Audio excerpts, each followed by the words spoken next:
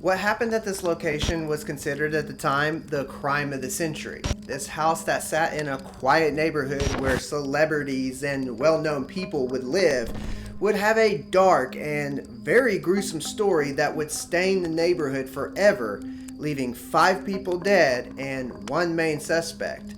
That's until the truth came out, which would lead to 5 people being arrested, making this location one of the most talked about murders in American history. And when you hear the true reasons and motives behind these murders, you will see how wicked and evil this event really was. Hi, I'm Zach and welcome to Rooted Expeditions. If you're a fan of the abandoned, historical, and strange locations, then you're in the right place. Let's get started on today's location.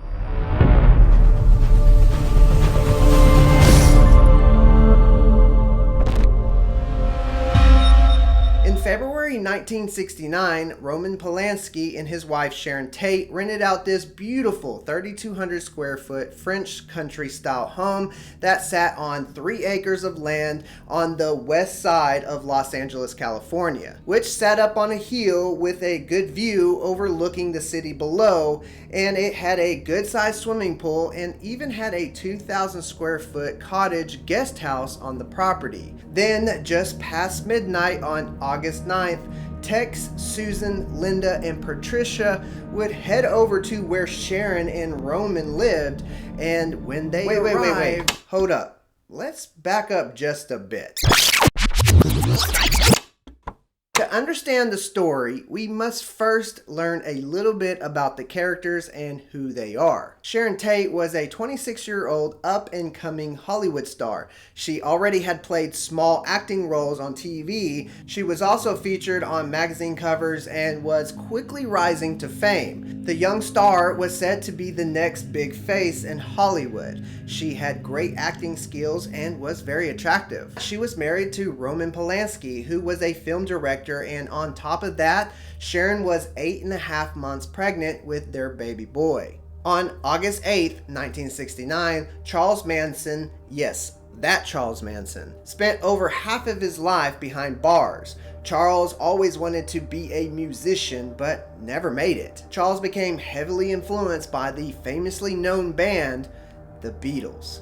They had an album coming out called The White Album, which was released in 1968. Which somehow he was convinced that the lyrics of this song Helter Skelter was talking about a race war that was coming. So with his failing music career, he became this mastermind behind this very evil and well-organized cult, which the majority of the cult members were young women around California. He would brainwash them with this crazy idea that there was a race war coming and it was going to happen no matter what. He would tell them that the whites and the blacks would fight against each other and there would be this great uprising. He would tell them that if they joined up with him during this racial war, it would be his cult, or what became known as the Manson family, that would win this war. But to win, they would need a smart man like himself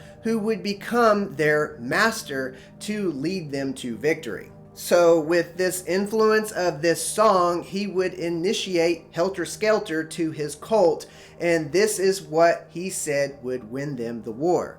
How would they do this? What was the big plan? Charles's idea would be to order out hits on pretty white people, as he would call it, which their main focus would be to kill famous white celebrities and make it look like it was an attack from the black population, which was the big plan to start this race war.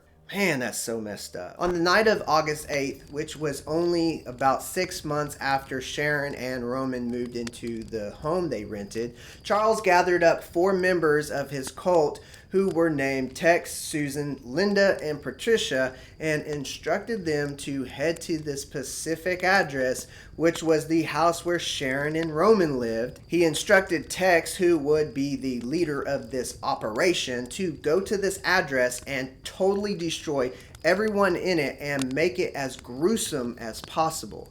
And then, after instructing Tex what to do, Charles looked at the 3 women and told them to do exactly what Tex tells them to do. They all agreed. Manson would go on to say that his plan was to steal Sharon's wallet and drop it in a black neighborhood where a black homeless man would pick it up and take the money in hopes that this would link that person to the murders to hopefully start this race war. Again, this is so messed up. God. Now, there were a few people that night over at Sharon's house. Sharon's husband, Roman, was in Europe working on a film, so he wasn't around. So Sharon had a few people over. Her good friend and former lover, Jay, who was a well-respected celebrity hairstylist. Roman's good friend, Wojciech, and his girlfriend, Abigail Folger. Yes, that Folger. She was heiress to the Folgers' coffee fortune. Stephen was visiting his friend William Garrettson, who was the property caretaker and at the time was living in the guest house on the property. Then, just past midnight on August 9th, Tex, Susan, Linda, and Patricia would head over to where Sharon and Roman lived. When they arrived, they would stop near the front of the gate, which was the entrance of the home. Now, to understand, the street led up a hill and right up to the front of this gate. Tex would get out of the car and he would climb this telephone pole that was near the entrance of this gate. Once he climbed the pole, he cut the phone lines to the house, and then he got back into the car, and the four backed their car up to the bottom of the hill, and from there they would walk back up the hill to that gate so that they can make their way to the home. Now, when they got up to the gate, they were afraid that the gate or entrance had an alarm on it, so they climbed this brushy embankment to the right of the gate, and they were able to enter the property that way. As soon as all four hopped the gate, they would see headlights coming down the driveway right at them. Tex would tell the three girls to get down and hide behind this bush. As the car was coming down the driveway and when it got close to the front of the gate, Tex stepped out into the middle of the driveway, put his hand up, and ordered the person to stop driving. The person driving the car was 18-year-old Stephen. He had just been visiting his friend William, who lived in the guest house. When Stephen stopped the car, unaware of what was happening, he rolled down his window to see what the problem was. And when he looked at Tex, Tex raised his .22 caliber revolver, and Stephen, in shock, begged Tex to not hurt him. He said, "Please don't hurt me. I don't know why you're doing this, but I won't say anything. Just let me go." Then Tex lunged at Stephen with a knife, and as he did this, Stephen put up his hands to defend himself, but he received a deep cut in his palm of his hand, which severed the tendons and tore his watch right off his wrist. Before Stephen could react to what just happened, Tex shot him 4 times in the chest and the stomach, which this ended up killing him. While Stephen lay hunched over the steering wheel, Tex ordered the 3 women to move the car up the driveway towards the house a little so it was not sitting in front of the gate where someone could possibly see from the street. Then Tex told Linda to stand close to the gate to be the lookout, so she stood by Stephen's car and waited.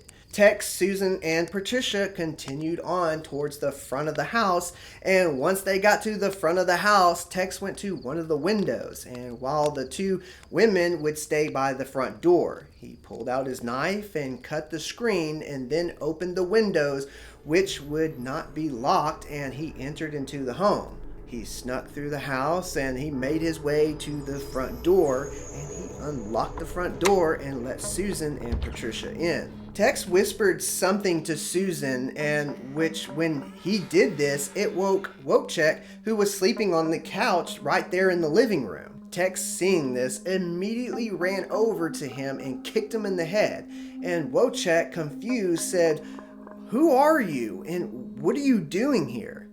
Tex replied back to him and said, "I'm the devil, and I'm here to do the devil's business." And while Tex was handling Wojciech, he ordered the 2 women to search the house for the other people. So Susan and Patricia went through the house and found the other people and forced them to the living room. Once they were all together, Wojciech had already been bound with a towel and beaten to submission. Tex would take a rope that he had brought with him and tied Sharon and Jay together. He would would tie the rope around their necks, and then he would sling the rope across a beam that was going across the ceiling. As this was happening, and with all the commotion, Jay yelled out to try to stop what was going on, and he told the intruders, hey, you can't be treating Sharon that way. She's pregnant, and you need to quit being rough with her. Frustrated, Tex with no hesitation shot Jay while he was tied and helpless. Abigail was taken back to her bedroom where her purse was, and she would end up giving the intruders $70. As soon as she gave them the money, Tex stabbed Jay 7 times. Wojciech, seeing this and knew he had to get out of there, was able to free himself from the towel that he was tied up with. And when he freed himself, he struggled with Susan, and during their struggle, she stabbed him in the leg with a knife. But with his adrenaline kicking in, that didn't stop him. He was able to manage to fight through and was able to make his way to the front door and out onto the porch. Tex, seeing this, ran after him and caught up to him and struck him on the back of the head with the gun several times, knocking him to the ground. And then after he was on the ground, he would proceed to stab him several times, and then he would end up shooting him twice. He would end up struggling to crawl across the lawn to get away, but still with his adrenaline, there was just no chance, as he had already lost so much blood, and the gunshot and stab wounds made it very hard for him to get anywhere. Wojciech would end up being stabbed 51 times and was struck 13 times in the head by a gun. In fact, Tex hit Wojciech so many times and so hard that it actually bent the gun. And part of the wooden grip that was on the gun broke off, which that would end up being found later when police searched the property. Linda, standing at the end of the driveway keeping a lookout, heard all the commotion coming from the house, so she made her way to the house to see what was going on. When she approached Susan and asked her what was going on, Susan told them that they were trying to escape and she needed to keep a lookout to make sure that they don't get away. As all this was going on and everything seemed like it was just going really fast, Abigail saw her chance as well to escape, so she ran to one of the bedrooms and out the door to where it led out to the pool. Patricia chased right after her and ended up catching up to her on the front lawn and wrestled her to the ground. Then Patricia began to stab Abigail several times. As this was happening, Tex came out to help Patricia finish the job. Abigail would end up being stabbed a total of 28 times. Now, with everyone dead in a bloodbath murder scene, Sharon's still tied up in the living room with the rope around her neck, crying and begging the intruders to just let her go. She even attempted to save the unborn child's life by begging them to take her hostage until she had the baby.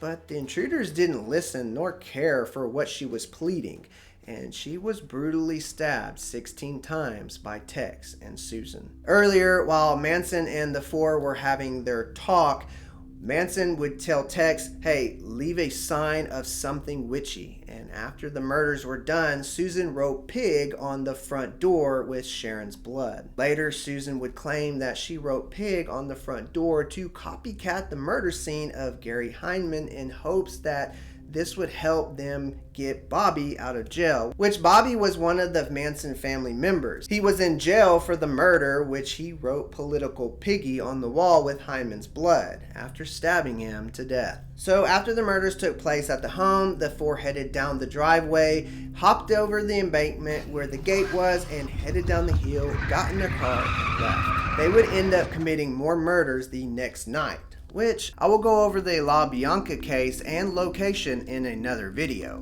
Now, keep in mind, William Garretson was staying in the guest house on the property, which was on the side of the property.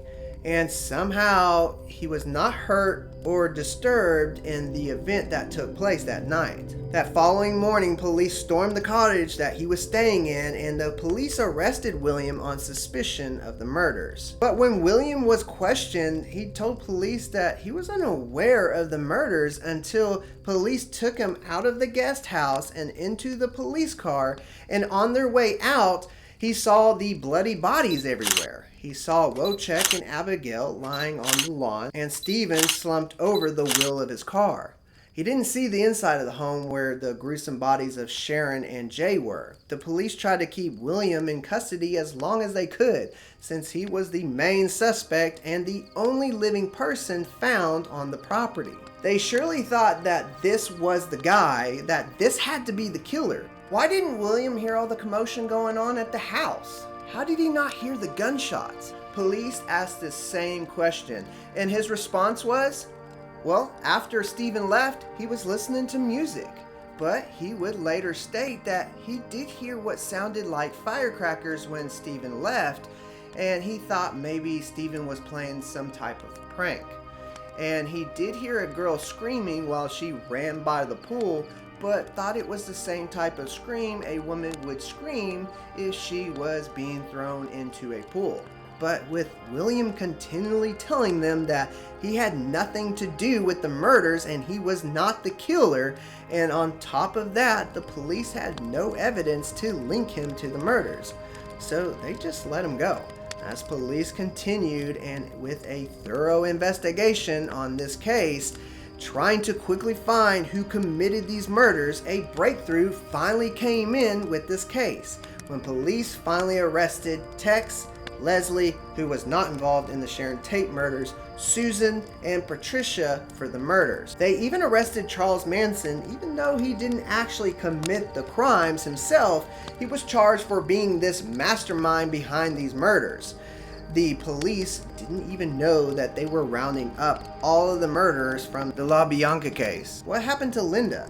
She's still alive today. She was the key witness in the crimes of the Sharon Tate and LaBianca murders, and she was offered immunity, and she ended up taking that agreement. And through a long and tough trial, she was not sentenced along with the others. The last person to rent the house was in 1992, which was the music star Trent Reznor from the 9 Inch Nails, which he set up a recording studio there. Even Marilyn Manson recorded sections of one of his albums there, but Trent moved out in 1993 as the murder case of Sharon Tate finally got to him, and he didn't want to live there anymore. In fact, he didn't want to be a part of that murder in history that took place in that house.